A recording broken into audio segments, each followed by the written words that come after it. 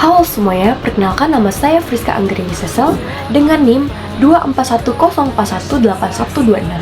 Hari ini saya akan membahas kasus tentang konflik karyawan dalam organisasi dengan fokus pada peran emosi, persepsi, dan sikap kerja.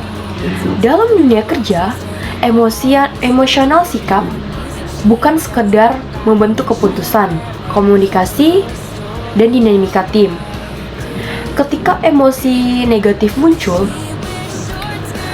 tanpa pengarahan, dampaknya bisa serius, seperti apa yang terjadi pada Dita dalam kasus ini. Dita menunjukkan tanda-tanda afek negatif, seperti frustasi, kelelahan emosional, dan kemarahannya.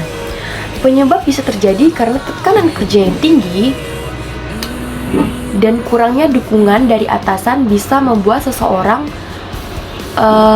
emosinya tuh bisa tidak terkontrol dan mempunyai pikiran yang negatif. Serta persepsinya bahwa kontribusinya tidak dihargai. Stres ini bisa berdampak pada kualitas tidur dan suasana hati Dita secara keseluruhan yang kemungkinan menurunkan semangat tim dan menghambat pengambilan keputusan secara efektif. Persepsi Dita bahwa dia tidak dihargai bisa saja karena tidak sesuai dengan kenyataan yang terjadi di sekitarnya. Tapi itulah yang ia rasakan. Di sisi lain, rekan-rekannya mungkin menilai Dita ini negatif karena perubahan perilaku yang tidak mereka pahami. Ini contoh nyata bagaimana baggage, attention, dan insting bisa mempengaruhi keputusan dan persepsi tim bukan hanya berdasarkan fakta, tapi juga emosi.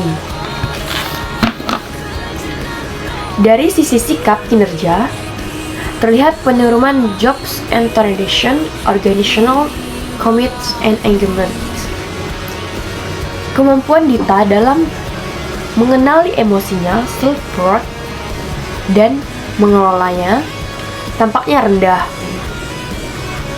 sehingga emosi tidak hanya merugikan dirinya tapi juga merugikan tim secara keseluruhan. Itu bisa saja terjadi karena dampak negatif di lingkungan kerja. Solusi dan rekomendasinya mungkin ada di sini ada 3. Yang sebagai manajer ada 3 langkah konteks yang bisa dilakukan. Yang pertama, adakan sesi on-off dengan Dita untuk membangun empati dan kepercayaan. Kemudian yang kedua, ada ciptakan budaya dan pengharapan agar kontribusi setiap anggota diakui secara adil. Kemudian yang ketiga, ada fasilitas pelatihan emosional internet untuk meningkatkan kesadaran dan regulasi emosi secara tim.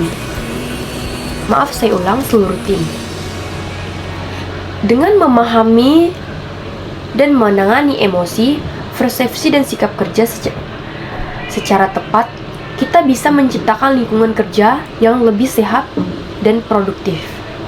Terima kasih.